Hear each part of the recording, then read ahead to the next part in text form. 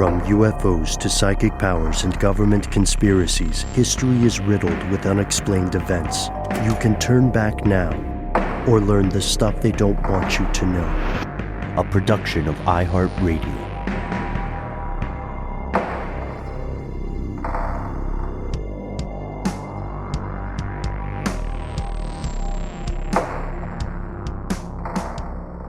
Hello, welcome back to the show. My name is Matt. My name is Noel. They call me Ben. We're joined as always with our super producer, Dylan, the Tennessee pal Fagan. Most importantly, you are you. You are here. That makes this the stuff they don't want you to know. Friends and neighbors, longtime fellow conspiracy realists of a certain age, you may remember that not too long ago, the United States and later the world was gripped by a paralyzing fear. The devil is real, people claimed, and not only that, he and his followers are actively doing horrible things to children. This was an outbreak, right? A moral panic that metastasized across the cultural landscape, evolving into something we now call the Satanic Panic. But, what exactly was this? What is this? How did it happen? What does it teach us? To answer these questions more, we are thrilled to welcome none other than Sarah Marshall, the writer, media critic, and creator of the new hit podcast, The Devil You Know. Sarah, thank you for joining us today. Thank you so much for having me here. Then thank you for calling it a hit podcast. I love that. Oh, yeah. It's yes. officially a hit. We have it in quotes. Well, it's a fantastic podcast. It's a dark listen, I might say. I've sent the kids off to school a couple of times in the past few weeks and put on an episode, and it's heavy because of the subject matter, right? But you handle it pretty beautifully by talking to people that were truly affected by what Ben just described there. Thank you. I wonder if you would just let us know how the Satanic Panic came into your life, Sarah.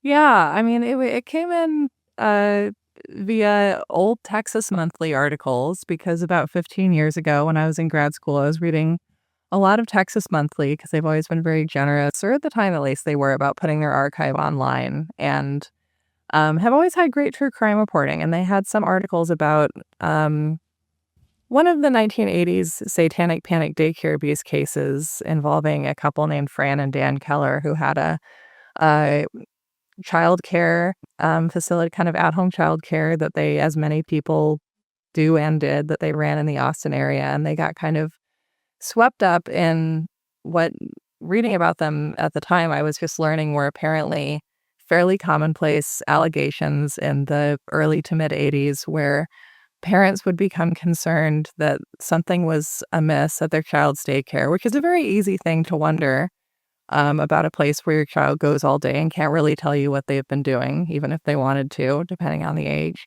And it was at the time,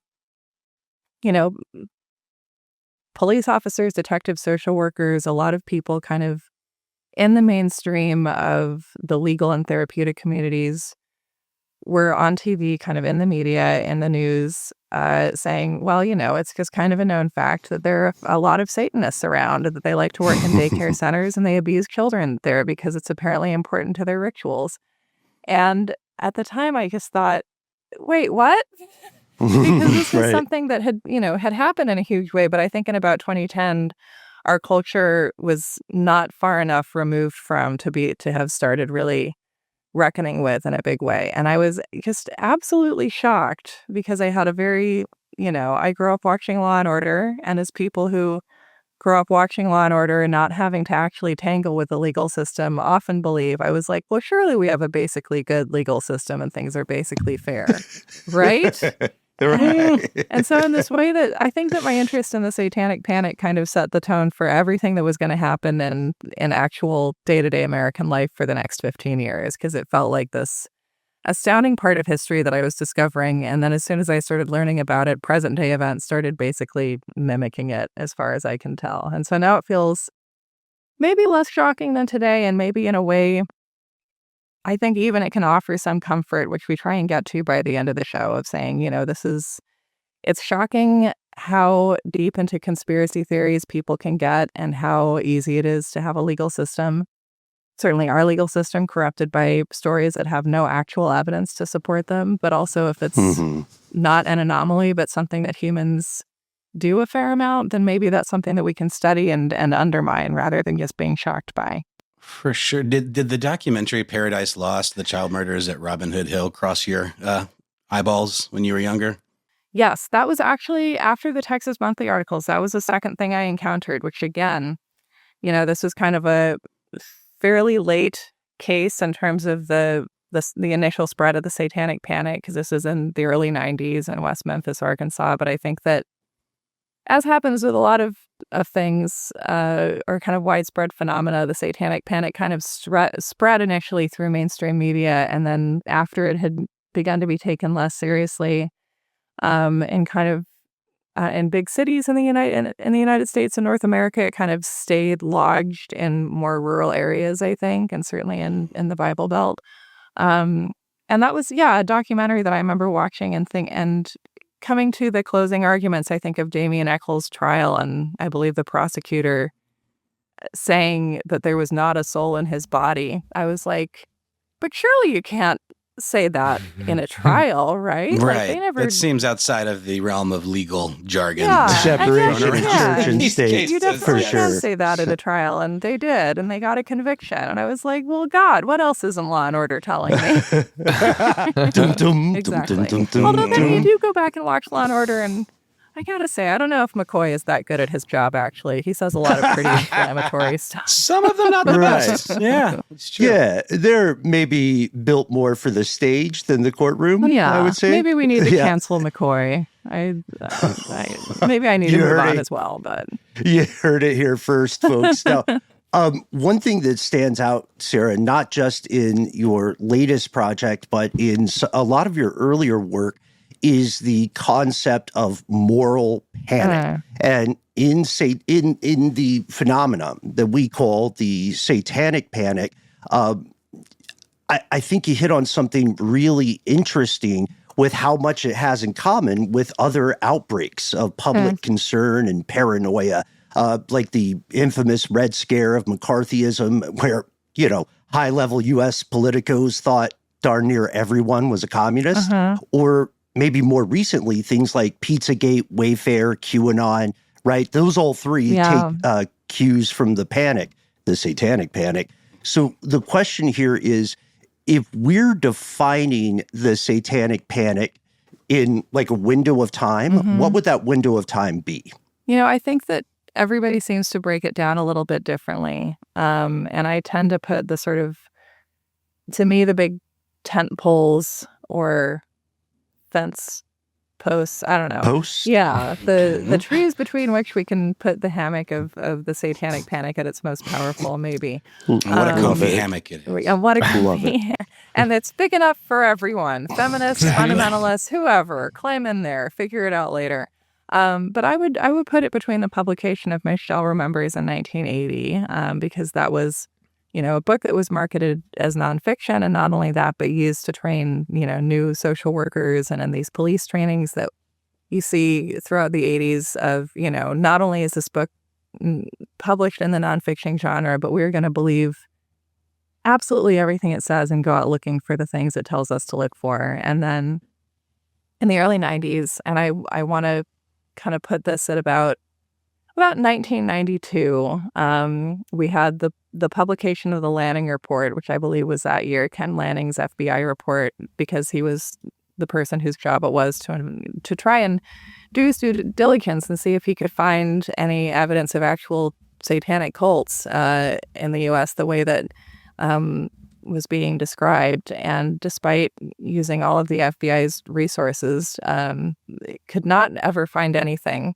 suggesting that there was cult activity the way that people were describing. You had occasionally, like I just learned recently, there was a case in Long Island in the 80s, for example, where a teenager murdered his friend or murdered another teenager that he knew and said that was for the glorification of Satan, and there were kind of satanic elements. And this was, I just learned to kind of the inspiration for the song Teenage Dirtbag which has been stuck in my head ever since I learned that. By Wheatus? Yeah. The very same. Yeah. Classic. And this idea of like, being profiled for also enjoying Iron Maiden back in the day, right? So you have cases of, an individual sometimes will do something violent and bring up Satan somewhere adjacent to that. But this idea of organized cults, especially with some kind of a hierarchical, like top-down structure who have kind of goals and principles and are functioning like a church, there is never any evidence of any of that. And then, of course, you have the Church of Satan, which says in its literature that they don't literally believe in Satan. But if you want to hide a fact in America, you should put it in a published book. Right. Yeah. And then, of course, No one in will the ever early find it. 90s, also insurers stopped covering hypnotherapy, which I think was a big part of this, because if you have therapists who believe it's their job to recover repressed memories in every patient, then it stops being lucrative to do that. And interestingly, I think, some of the reasons that we moved on from the Satanic Panic as a culture is partly because we, the evidence that we expected to find wasn't there, but also because people were kind of, I think, getting tired of it being in the media. We've done a lot of specials, it stopped being something you could make a lot of money on as a therapist. And so I think the financial incentives also kind of dried up. Just to jump off this idea of the media, it occurred to me that, obviously we have moral panics that resemble the Satanic Panic, things like the Salem witch trials and the Spanish Inquisition. Is the thing that makes the Satanic Panic sort of more of a modern construct its relationship with the media and the legal system, and just the way that it was elevated in this very modern way? Yeah, I think so. I think that one of the interesting things about it is that it, we have the first daycare, alleged satanic ritual abuse case is famously the McMartin case and eventually trial in Southern California. And then you can see pretty clearly that once that reaches national news, then some number of parents who have their kids in daycares or some number of local police see those stories, and it's just kind of, it's almost a meme of an idea, right? Where it's one of these things that just replicates itself so easily in different communities because it's just it's a fear that feels very easy to catch, right? And kind of speaking about, more in the present day, the Wayfair stuff and the way I remember in the summer of 2021, people were saying, well, actually putting your child in a mask is just a ploy by human traffickers, because if the traffickers get your child at the Food Lion, then you won't know that it's your child because they'll have a mask on, because you won't recognize any of their clothes or shoes or hair. Well, first off, thank you for that Food Lion shout out. I like that reference there, Sarah. We also see kind of the commonality that you and Noel are speaking to. There's a really great point here about what we described as the phenomena of Satanic Panic metastasizing across a culture, going viral, as we would say. Now it appears, though, to persist in some form. Even now in an increasingly secular 2025, we will find allegations of ritualized, satanically themed, or as you said, adjacent abuse. So is it persistent because it's so binary, like very evil, powerful people and the most innocent victims imaginable? Or like what is this story telling us about society? Yeah. Well, yeah, these are such good questions. I mean, that makes me think of a couple of things, which is I think, yes, I think that it is because it's so binary, and this idea of, for a while I was really fascinated by, and this was, about 10 years ago, and a lot of the things that seemed to be coming have come true, but kind of fascinated by the language of kind of the pro-life movement, and especially the number of people who were fixated on, not protecting actual babies that had been born and children who already exist in this country, because, like, who cares about them? But, like, and this idea that sort of in conservative American doctrine that, like, babies were interesting only to the point of birth, and then after that they were, like, too old to take care of or something, because the idea of we're gonna cut benefits, we're gonna cut any kind of access to resources that parents need But if that baby is still inside, or even like a frozen embryo, we are going to do everything in our power to protect that theoretical baby. And then even that there was a subset within the pro-life movement that was fixated on snowflake babies, which they named them, which is, when people do IVF, you often get left with extra embryos, and you can either decide to keep them in the deep freeze forever or donate them, or just, I thought snowflake babies were like soft liberal babies. I think that's what it is now. I think now we're all actually it. snowflake babies in today's parlance. But yeah, this idea that that rather than chucking your unused embryos down the drain or whatever they do with them, that you should donate them to some fundamentalist Christians who will then raise them with corporal punishment or whatever, which is a great thing to envision happening to my imaginary embryos. But it's this idea that we were turning away from actual babies because we'd found a smaller baby. And then even with fetuses, it was but what if there was a smaller and even more innocent baby, because it was just a blastocyst that barely existed at all? That you can't get more innocent than that, right? And I'm sure just a Matryoshka doll of innocence. Yeah, I'm sure we'll find an even smaller version of life soon. But yeah, this idea that it almost feels like it came up as a form of smoke and mirrors, because we were starting to talk in the 70s in a way we hadn't before about sexual assault and rape as an endemic problem, and about child sexual abuse as something that was happening in significant numbers, which as a culture we hadn't really reckoned with before. And I think it saved us from a lot of difficult conversations and from a lot of, pointing the finger justifiably at having, our society set up in a way that kind of does facilitate abuse, where we can see now that a lot of abuse happens in churches and not satanic ones. And that's because of, kind of a very rigid hierarchical power structure. For one And there thing. is proof of that, by the way. Right. there's actual proof. evidence of those ones. And so I feel like the idea of having, this question of who's getting abused and who's committing the abuse, it's only tiny children. Or once it moves on to adults, you can use it to say babe, you weren't satanically abused. You weren't ever tied up in a field and made to, stab a baby. You only experience garden variety abuse of the kind that women have experienced forever. So who cares? It was interestingly a way of saying who cares while claiming to care so deeply about a problem. And then I think there's just the fact that we've had the devil as an American character since the very beginning. And so we just can use him. We're used to him. He's ready. Okay, we're going to take a quick break, hear a word from our sponsor, and then come right back to our conversation with Sarah. And we're back. Let's jump right back in. You pointed out a neat distinction. I just wanted to ask you about the moment when the devil became a thing that's just around versus the devil of the Bible that you know see when you go to hell after you've lived a bad life. This idea of taking the devil and inserting it into everyday life and becoming a thing that you can find all around you. Mm-hmm. Yeah. Just how that sort of, propelled this kind of thing. Right.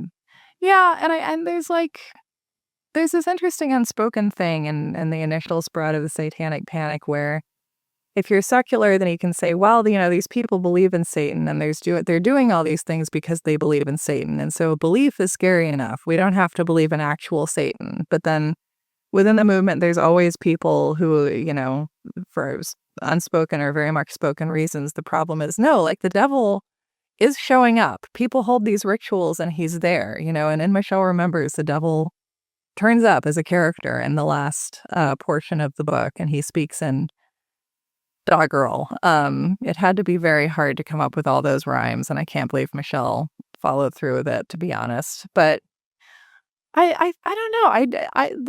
I always feel like I have an interesting blind spot here too, though, because I grew up pretty secular, and I am so much more ready to believe in God than I am to believe in the devil. I just have no interest in the devil, and I think that you can see in kind of modern American Protestantism this strain of thinking that, goes through different denominations by different names, but this idea that no, the devil is actually responsible for the thoughts that you don't want to be having, for your depression, for the feelings that are inconvenient to you, for the things that you feel tempted to do that maybe are very reasonable but are forbidden by the religion that you're stuck in, so that the devil just becomes an interesting character, partly because I think everyone kind of means someone slightly different when they refer to that person. Absolutely right. It's not only its names, but its definitions are legion. I think is what we're saying here. And okay, we're going to have to talk about Patrick Swayze at some point. Yeah. However, before we do that, there's something that I think is really connecting with a lot of our fellow listeners tuning in here, which is Michelle Remembers, which Matt and you mentioned just a minute ago, but it also ties into the psychology. So up there with mass media, I think we also see something akin to the earlier spiritualism movement, the idea that science can answer the supernatural or allegations thereof. So can you tell us a little bit more about the origin story of Michelle Remembers and the psychology and evaluation controversy involved? Yeah. Yeah. I mean, spiritualism is such an interesting thing to compare it to because it feels like a field that we created out of kind of the things that we desired to be able to figure out. And so Michelle Remembers is a book about this real woman. Her name was Michelle. This was in Victoria, BC in the 1970s. And she went back to her former therapist in, I think, late 1976 because she was experiencing depression following a miscarriage. And interestingly, her therapist was like, there's no reason for you to be this depressed. You're simply too depressed. Which I like to think a therapist wouldn't say today, but, half of the time people seeking therapy have to just talk to someone, who's like eating popcorn the whole time and working for BetterHelp. So it could probably happen today. But he just felt that like he had given her such good therapy in the past. This is according to the book, that there had to be something more. And so he put her into like some kind of a trance-like state. The book never refers to it as hypnosis.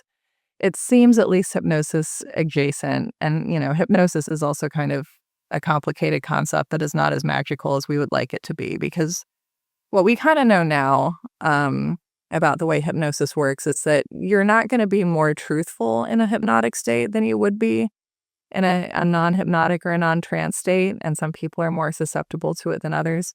But you are going to be a lot more open to suggestion. And so he started doing this therapy with her where he believed that he was age regressing her to the age of 5.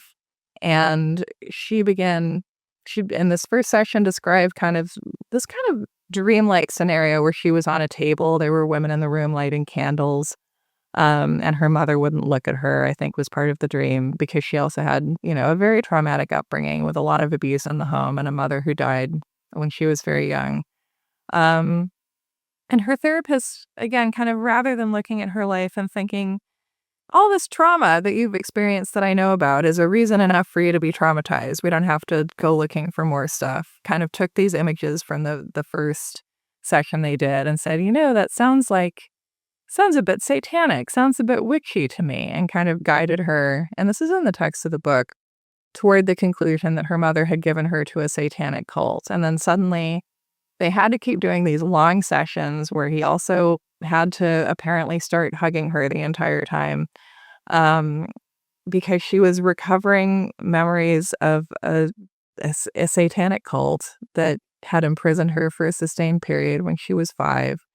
And again, she had siblings at the time who very easily contradicted this. She was, we have her attendance records from school. She was never out of school for a weeks-long period. And there's a lot of stuff in this book that's just sort of physically impossible. But it does, if you see it as sort of visions of the kinds of emotional pain that she had been through, it makes sense. But the problem was that they tried to kind of make it into a story where they were going to find out what these cults were up to and what the devil's plan was for getting power on Earth. And so they kind of became these spiritual warriors in their own estimation, and then were able to publish this book, leave their spouses, marry each other.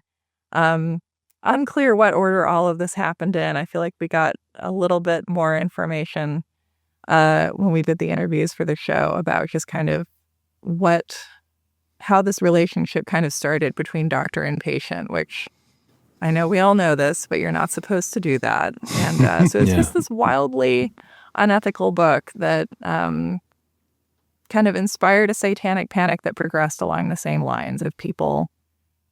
You can see a lot of people throughout the whole satanic panic who grabbed onto that hero role and wouldn't let go of it. Yeah, if you're listening to the show, The Devil You Know, that's episode 2, Marilyn Remembers. Mm-hmm. And just quick spoiler, Marilyn is the name of the former spouse of Lawrence Larry Padster, who is the guy who wrote the book with Michelle Smith, the one we're talking about, Michelle Remembers. I seem to recall that the divorce occurred in like 78, and then the book came out and that's when they're writing the book, and then the book comes out in 1980. So it certainly seems as though there's a romantic nature to that relationship as some of these tapes are being recorded and as some of it's happening. Well, let me tell you, when you're reading the book, it is clear, and in all the copy and all the promotional material, they're just co-authors, they're just doctor and patient. But I can't remember if we have this exact excerpt in the episode. I'm pretty sure we do, but that the book is showing us Larry seeing Michelle, and she was a pretty young woman with masses of curls and a heart-shaped mouth. And you're like, what are we doing here, you guys? There's a whole subreddit called Men Writing Women. And this is a top-notch example. Cardinal sins. Yeah. Yeah, because like you're saying, Sarah, in the text, which we did check out, there's stuff that calls into serious ethical question, the objectivity of the research, even just bracketing away the very challenged and controversial techniques that you're describing, like regression therapy. There's something else that there's something else that we have to go into when you're talking about this, not just in the second, but the third episode. And it kind of speaks to something you alluded to earlier, the idea of satanic panic as a business or an industry. What is how does asking a child about this kind of situation, these allegations of satanic abuse, how does that occur? How are psychologists tackling that? And what is this idea of confession versus compliance? Yeah. Well, I mean, the McMartin case where this all started is a great example because, I mean, one of the things that it's easy to take for granted now is that we do, with as many problems as we have with our system and as many reasons we can see that it was, that it's not broken, but is functioning as designed and designed to oppress. We at least have been around long enough to have best practices around questioning small children. Like there's been enough work done in the past few decades that police and social workers have some kind of a sense of what the norm is if you're going to try and forensically question a child, especially a small child, about sexual abuse. And that we just really didn't have that in the early 80s. This was a field that was really just beginning to be created. And so if you were going to question a child who was, maybe 3 or 4 years old, as the kids in the McMartin case and a lot of the cases that followed were, I mean, interestingly, you didn't hear about Satanists infiltrating elementary schools generally. You heard about them infiltrating daycare centers and nursery schools. And I think that one of the reasons for that is because these cases can actually be replicated if you asked a new group of children, in just kind of any nursery school about the things that social workers and police officers at this point were starting to think about as indications of satanic stuff, right? So there's this thing that happens in the McMartin case and then in other cases kind of following after that where you have a child. They initially say that nothing happened or they don't know what you're talking about. And so, for example, I believe in McMartin, the concern was that a teacher had abused children under the guise of taking their temperature. So you ask a child about that. They say they don't know anything. And then so what you would do in this case is to kind of guide them in imaginative play bring out toys. And then if they say something weird, the way that little kids the way little kids do very, very frequently, which I think is, developmentally appropriate. If they The say darndest something, things, apparently. Yeah. yeah, if they say something a little bit odd or violent, or if they this, I'm not basing this on anything, this example, but say if I'm interviewing a child and they pull a doll's head off, then I'll say, is that what they made you do to the baby? Right. And if I'm blurring the line between imagination and reality, and if I'm working with a 3 or 4-year-old who doesn't fully understand, the difference between play and reality in some ways, or who has a very strong imagination and who also maybe just wants to be done with this conversation, I can probably get them to agree with me that, yes, they did cut the baby's head off. And then I'll go to all the other children and say, tell us about this baby whose head you cut off. And if I say it like it definitely, like even adults, if they're told that something happened that didn't happen, can generally be counted on to at least some of the time be like, hey, yeah, that does sound familiar.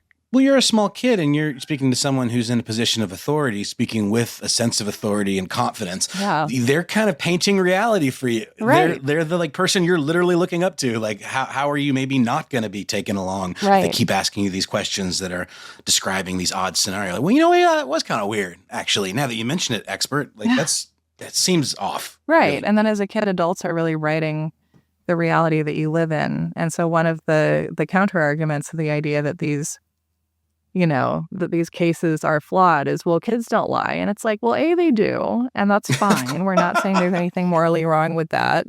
I think I would often maybe more just call it fibbing. And B, they will say what they need to get out of a situation where they know that they can't escape unless they give you what you want. And that's kind of your fault as an adult. In fact, it's definitely your fault. Mm-hmm. I keep thinking about this horrific reality that we live in, where there is so much child abuse that occurs in all kinds of different institutions. Like, it's just the reality that we live in this world, right? Where that just occurs. And then trying to imagine that even the concept of a satanic-based version of an organized group that does that to children seems silly. Mm-hmm. But the fact that it is reality, that other people do it just under the guise of, scouting or something that seems completely innocuous to us and did for a long time. But in reality, there's a whole group of kids who became, men and women who had just been abused by systems that never said anything about it because they were trained not to say anything about it. Right. And then it was too difficult. There's so many reasons. It's striking me that it does seem so almost silly, the concept of a satanic abuse system like that was alleged so many times. But at the same time, it all, in a weird way, it's not silly at all, I guess, for the people who were living through those times in that moment, maybe. Is it a comfort? Is it a way of explaining away the evils of the world by making it super binary, like a lot of conspiracies kind of do, or a lot of conspiracy theories kind of do? I think so. It's not, but yeah, I mean, speaking of the silliness, I think there is something reassuring in that way of saying, well, why would someone abuse a child? Well, only because they worshipped the devil. So no one who's worshiping God can, by definition, abuse a child. And it's like, oh, no, they can and do. It's a very, very sneaky decision tree. I agree with you there. One question here as well, when we're talking about, I loved your phrase of adults painting reality for children. That leads to a question that I know is on all of our fellow listeners' minds. After all of the research that you have done on this aspect in particular, and we can't commend you enough for your objectivity there, by the way. Oh, thank you. Because you take pains to fairly and accurately describe the methods, right, that these evaluators employ. We have to ask, in your opinion, were these folks acting in good faith? Like, did they believe what they were asking the kids about? I do think so. Yeah, I think that people generally did believe. And in fact, it's hard for me to think of anybody who I think was acting in bad faith in all of this. But I think that maybe, in a way, someone who is truly deeply committed to a belief system can be much more dangerous than someone who's just kind of in it for themselves, because actually, I got to speak once to Ken Lanning, the author of the Lanning Report, and this was just a phone call, so I didn't get to record this, and I wish I had, because he had this amazing metaphor about how it's all like the Music Man, right? Because if you have someone who's a true believer, they're not going to give up on that belief. But if you have the Music Man coming to town and creating a moral panic about pool halls so that he can then sell brass instruments to everybody, and then if Ron Howard, confronts him, baby Ron Howard, about how he's scamming everyone, then he will maybe admit it. Like, the Music Man is less dangerous. The con artist is maybe less dangerous than the true believer.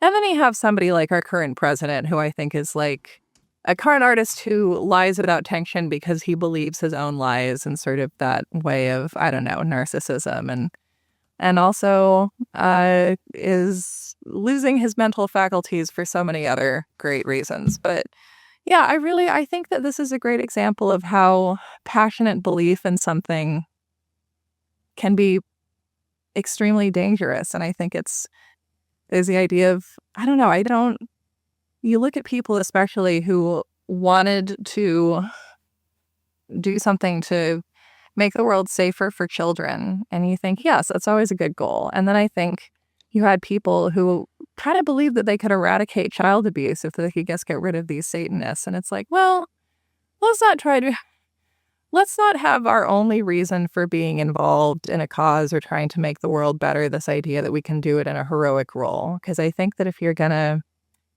be committed to doing good work in the world as it is, then you have to accept that it's going to feel like not very much a lot of the time. Because I think that the Satanic Panic stuck around for so long, partly because it sold people this very appealing narrative where, as with Larry and Michelle, as they're writing Michelle Remembers, they're not just two Catholics who are cheating on their spouses with each other. They're actually stopping Satan from taking over the earth. And that's the most important thing they could be doing with their lives.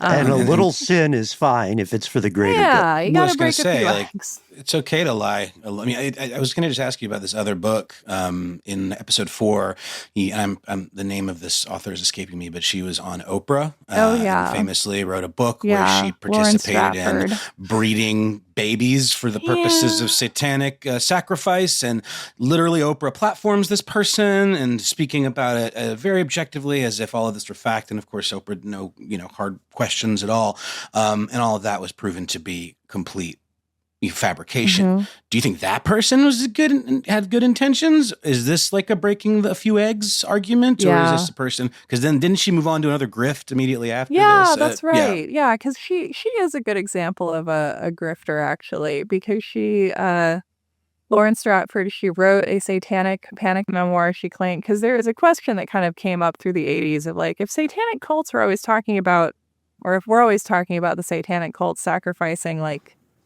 many, many, many babies, where are they getting all these babies? Because it's the 80s. We actually keep a pretty close eye on these babies.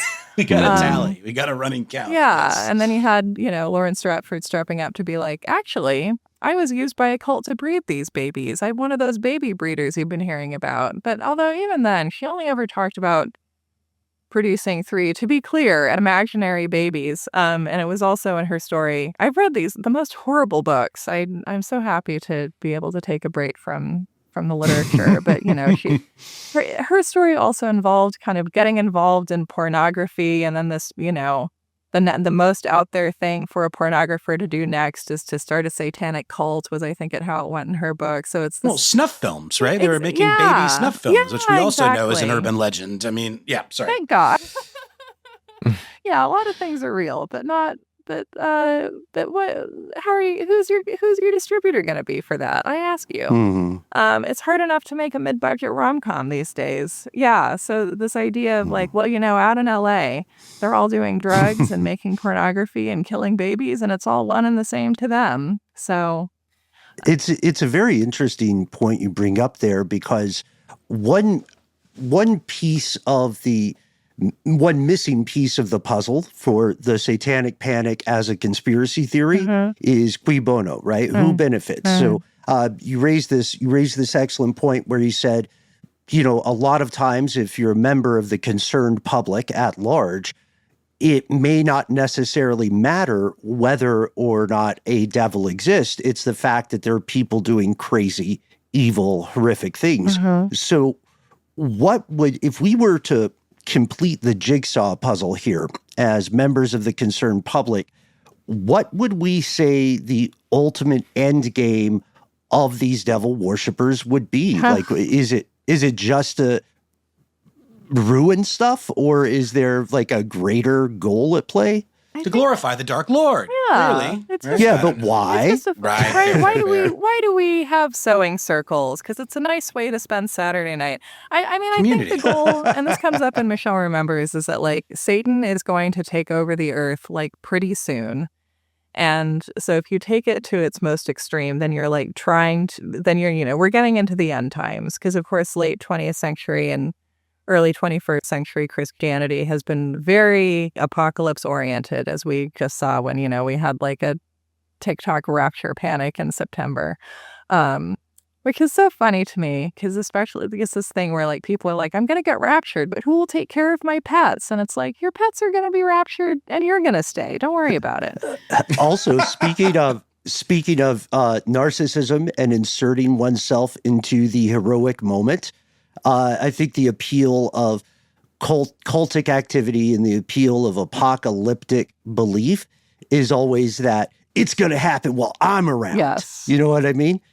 So maybe that is part of the aspect, but we keep going back to this when we were talking off air about it a little bit. We keep going back to this concept that there was actually no proof of this, like of a larger conspiracy. Can we confirm that? Is that true? That there was no proof? Oh, yeah. Yeah. I mean, if you trust the FBI and the Lanning report, which, I don't trust every single little thing the FBI has ever done. They did try and get Martin Luther King Jr. to kill himself. But I generally think they do pretty good work a lot of the time. And that's one of the examples. And it's just the amount of effort that went into. Because, I mean, okay, so like to compare it to other forms of organized crime, right? If you compare it to like the mafia, like the FBI was working on that and had, probably thousands of hours of wiretapped conversations. We had trials involving physical evidence. There's like, or if you look at other cases of religious abuse, right? Like if you look at, I think that there was there are cases in Canada, which of course our show is also looking at, to some extent, how this phenomenon got transported down to the United States and then embiggened and taken back up to Canada. To some extent, it was already there culturally, but American police also did trainings and kind of brought our particular spin to it. But, there's, if you think about, what happened at Canadian residential schools and the presence of, mass graves of First Nations children who, of Indigenous people who never were mourned and who never made it out of a system that saw them as expendable, or just kind of graves of unclaimed people. Kind of one of the things that we get into in the final episode actually is that, it's kind of easy to forget but in 1978, that was when the Jonestown Massacre happened, and it was, I think, the largest loss of American civilian life until September 11th. And about a third of the people who died in Jonestown were minors. A lot of them were quite young. There were a lot of babies there. And nobody wanted to take the bodies of the people who had died at Jonestown after the fact. Nobody wanted to bury them, and they were very difficult to identify, and I think most of those people were never in any way identified or reunited with their families. And so we have this presence of, if there is an actual mass baby grave, like we usually know where it is, people know, and it just doesn't matter that much to us, and that's happened pretty routinely throughout history. There are bodies, and we keep finding them. And so this idea that there are these satanic cults acting in a way that would leave massive amounts of physical evidence, that would require huge amounts of infrastructure to do what we're saying that they're doing.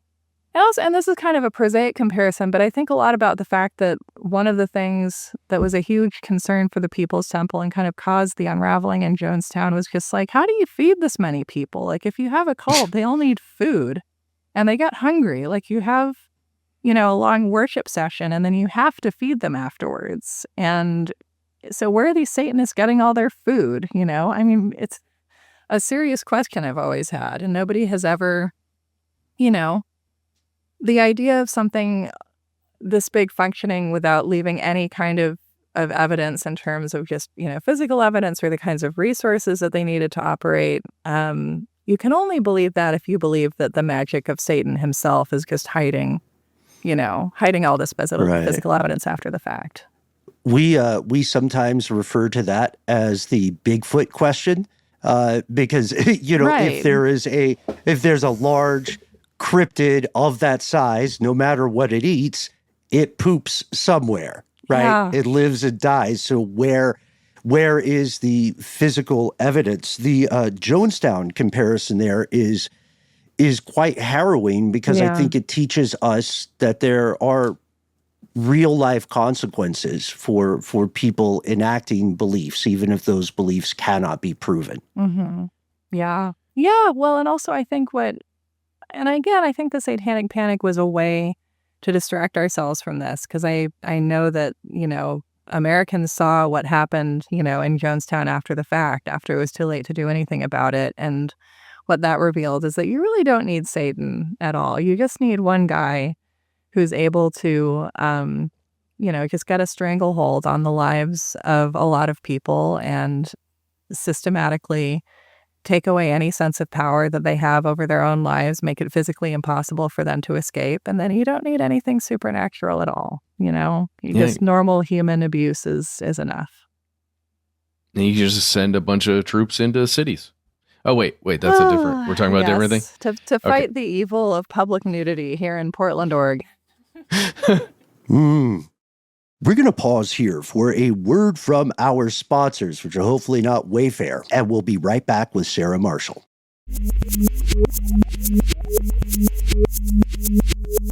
And we've returned. I wonder about underground worship sometimes, and that's not to say speak against anything we've been talking about. I just wonder about historically over time, when there's a prevailing religion that is in some way entrenched in the power structure, let's say of a city or state or something like that, and then the underground worship that occurs. And I'm thinking specifically, guys, about some of the Freemasonry things that were discovered over the years, where there was a really awesome, almost cave system, like small cave system that was built underneath a building so that people could, go there, small groups, and worship just the way they wanted to and they needed to without being persecuted by anybody up above. I just wonder if that kind of thing, I don't know. I'm kind of obsessed with this concept that I feel like personally I'm dismissing some of it in a way that I'm almost uncomfortable with, because it feels like movies that I've watched, right? The whole concept of everything in the Satanic Panic. It feels like a fictional story and there is no evidence. But at the same time, I almost feel like I'm being tricked into not believing there's any sand to it. I don't know. Well, I mean, is it helpful to think of it in the sense of because I think the great lie of the Satanic Panic, because I could start a satanic cult with you right now if we all agreed. We could be like, we're a cult. Yeah. And as our first cult activity, we're going to write to our senators. Yes. Because the most satanic thing you can do, because Satan is all about asking uncomfortable questions.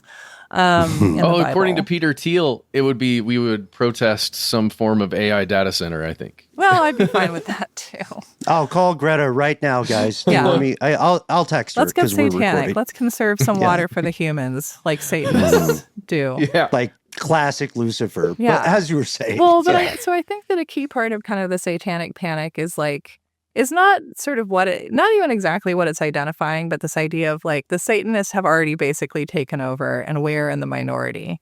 And therefore we have to fight with, all of the force and all of the resources available to us because the Satanists have already won, basically, and we're like late to the party. Because I think that one of the functions of a moral panic is to kind of identify real anxieties and real problems and then target, find some kind of a useful scapegoat and to never look at who's in power visibly and actually. One of the things I find interesting about the context of this is that Reagan comes into office, in early 1981, gets shot immediately, bounces right back. And then one of the first things that he does, as he promised, is to cut the federal budget. One of the things that he cuts the budget for is childcare. And so part of the reason people are so stressed about childcare and daycare in the early 80s and kind of setting the stage for McMartin is because there's fewer viable resources than there used to be because of the direct actions of the president, And so it feels like part of the function of a panic or of a moral panic is to identify the wrong cause for the thing that you are worried about. It's tricky, right? Because every flavor of depravity and evil and, despicable act exists. Like, I think snuff films aren't an urban legend anymore. We talked recently about the first proven snuff film out of Asia. I don't remember exactly the details. We do have a different distribution model now. It makes sense. Well, 100%. In a way. It is true. Yes. Every corner of the internet, you're going to find some thing that is equally as bad as what we imagine Satanism to be, if not entirely worse. So we don't even need this organized version of it. It's just a way, like a stand-in for something that already exists in worse ways than we could possibly imagine. But it's being weaponized in a way that isn't for the greater good, I think is the takeaway in a lot of ways. And there's this kind of, this idea in the Satanic Panic of when we look at who gets accused in these trials, there's a statistically very out of line with what we know about, who's abusing children. It really goes after a lot of women and a lot of queer people. And also just, anyone who's kind of a low wage daycare worker, because that's who's available and that's who's easier to crush legally, to be sure, right? Scapegoatable. Yeah. Right. It's a great quality in a defendant. Mm-hmm. And this also leads us to this interesting complication, right? Because as we said, we're kind of establishing the fingerprint of a moral panic. That being, one, there's a binary good and evil. These are absolute, right? Two, the people who are in power are in a weird relationship with the underclass. Right, as ever, right? And it turns out that the folks who are, as Noel said, scapegoatable, usually aren't the folks who have a high level. They're the folks who historically don't have the means to defend themselves against accusations, or are so big ticket sociologically that they don't have to worry about it. And this takes us to the question we teased earlier as we're wrapping up. Patrick Swayze, Sarah, just give it to us straight. Guy doesn't worship Satan, right? No, no not proof? at all. Well, You've seen Roadhouse. That guy is a force for good. Patrick Swayze is a force for good. Look, Patrick Swayze is sitting at the right hand of the Lord as we speak. Let's be real here. He's playing pickleball with Simon Peter. Not really. Pickleball belongs in hell. Satanic. Pickleball is devil stuff. Wait, but please. The story that we start off with, and this because, the story is kind of, we're trying to maybe give you a little sampler platter for what the whole experience will be like. Because basically we tell the story of this woman, we call her Diane in the show, who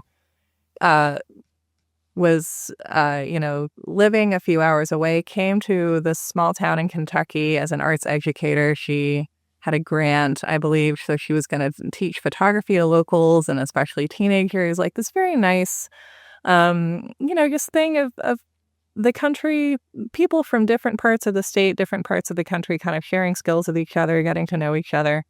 And during that same period, this is rural East Kentucky in the late 80s, a film crew had come to town because they were making a Patrick Swayze movie called Next of Kin, which is about Patrick Swayze going back to the holler where he grew up and, getting vengeance, as you do sometimes.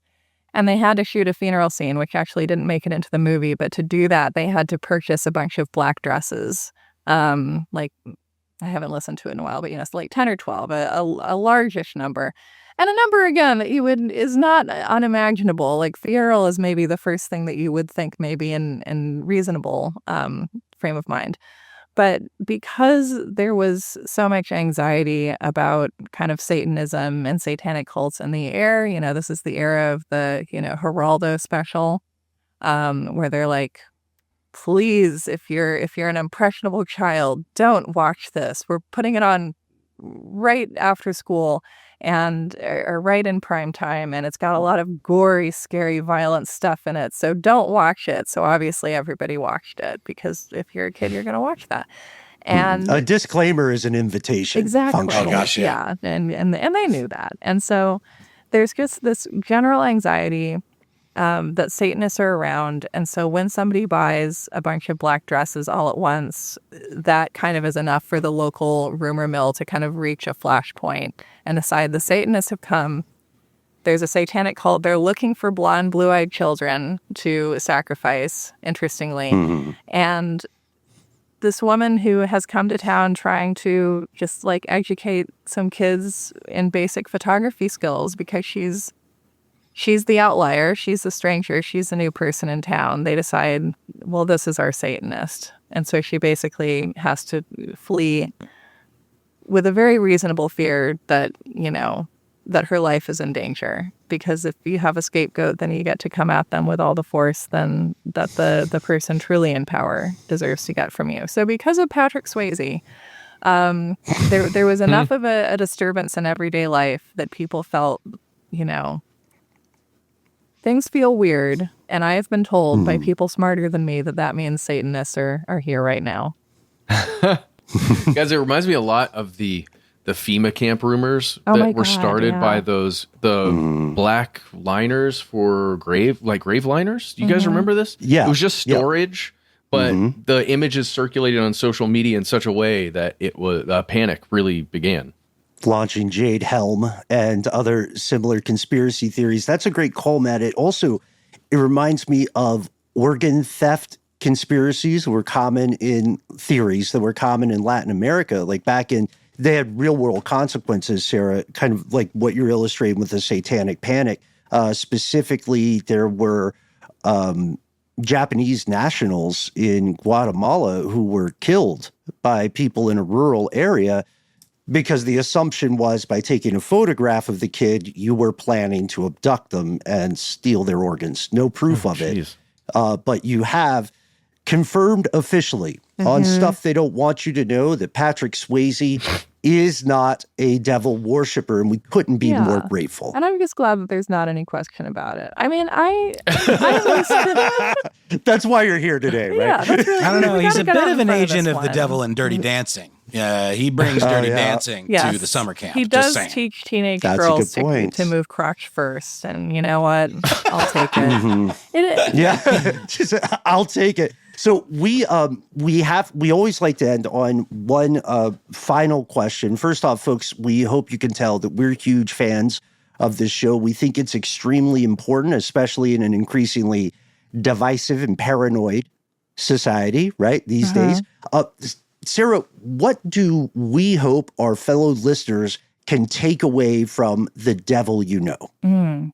Yeah, thank you for asking that.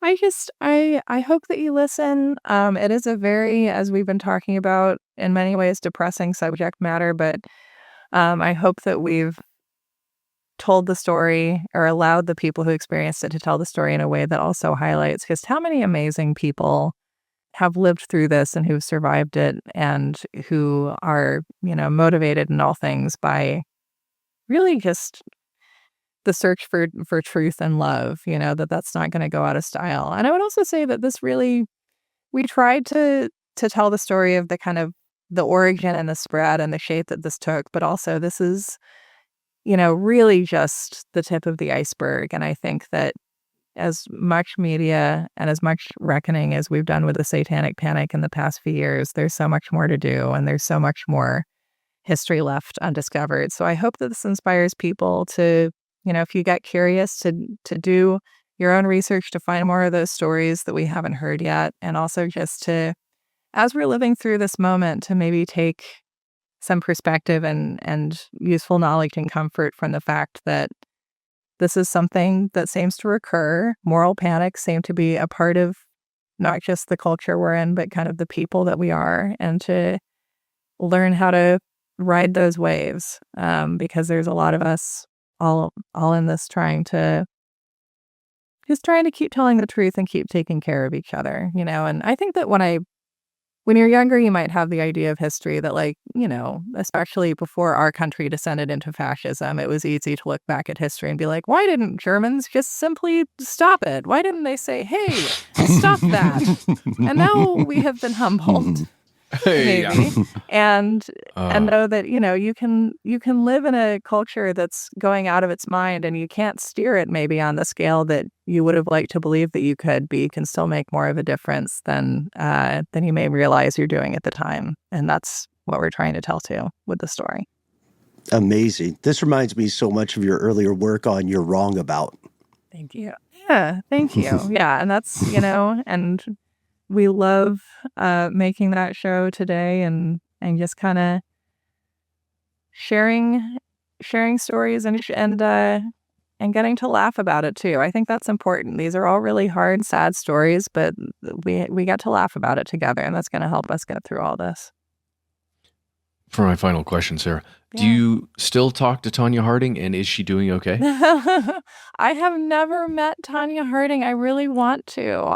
But I want it to happen organically. I want to just get really into skating, and then one day we're gonna run into each other, and then we're just gonna kind of nod. It'll be like the end of Frances Ha. Amazing. Okay. Perfect. Only thing I know about Frances Ha is the twirl. I actually need to we'll catch do that a little movie. twirl I've got too. a bit of a blind spot for me. It's going to happen. We're manifesting it. Sarah, our final thing here. First off, thank you for being so generous with your time. Thank you for your excellent work as a media analyst, as a writer, as a podcaster. Where can our fellow listeners go to learn more about not just The Devil You Know, but your many other projects? Yeah. Well, yeah. So, of course, check out The Devil You Know. It's out from CBC Podcasts. Listen to it wherever you get podcasts. You can listen to my week to week, I guess once every 2 weekly, fortnightly. You can listen to my fortnightly show, You're Wrong About, as well, which is also wherever you find podcasts. My mom, if she was listening, would say, what does that mean? And I would tell her, just Google it. Just Google it, my name, and it'll come up. And I feel like I should tell you to visit a website or a newsletter or something. Remember sarahmarshall.com, maybe? That's my website. Yeah, I have a website. I really need to update it, but it's pretty good. I love that you just gotten ahead of the forgetting Sarah Marshall jokes with your URL. I think it's key, because I'm sure you love it when people bring that up. I got right on top of that one. Yeah, that was important. But if you want to find out more about the Satanic Panic, also listen to American Hysteria, another great show that is made by my friend Chelsea Weber-Smith, and I get to go on there and guest sometimes, which is an amazing show. And there's just so much great stuff out there. Read some old Texas Monthly articles. Watch the Paradise Lost documentary.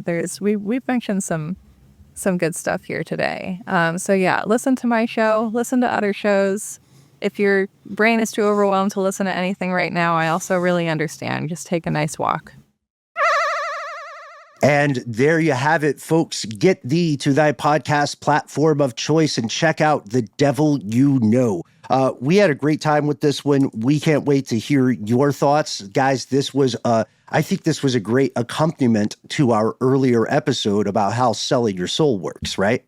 Oh, yeah. And our episode, Are There Real Devil Worshippers? And Italy's Satanic Murders. And gosh, we've been talking about does hypnosis work? Yeah. We went deep. As you can tell, we're big fans of Sarah. Do check out You're Wrong About as well. If you dig our show, you'll love that one. And hit us up, folks. We would, again, love to hear your thoughts. You can call us on the phone. You can send us an email. You can find us on the lines. Oh, please do. Find us at the handle Conspiracy Stuff, where we exist on Facebook with our Facebook group. Here's where it gets crazy, on X, FKA, Twitter, and on YouTube, where we have video content just galore for you to dive into. On Instagram and TikTok, however, we are Conspiracy Stuff, a show. We have a phone number. It is 1-833-STDWYTK.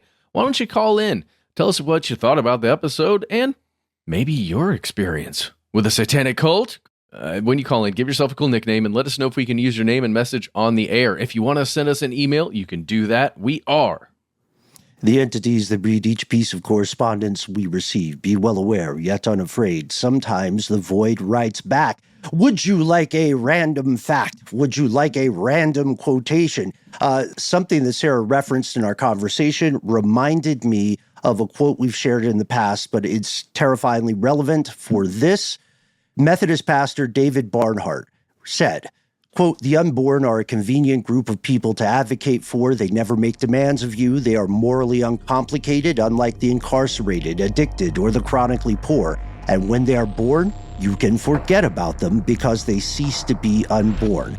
They are, in short, the perfect people to love if you want to claim you love Jesus, but actually dislike people who breathe. Prisoners, immigrants, the sick, the poor, widows, orphans, all the groups that are specifically mentioned in the Bible, they all get thrown under the bus for the unborn." Conspiracy at iHeartRadio.com.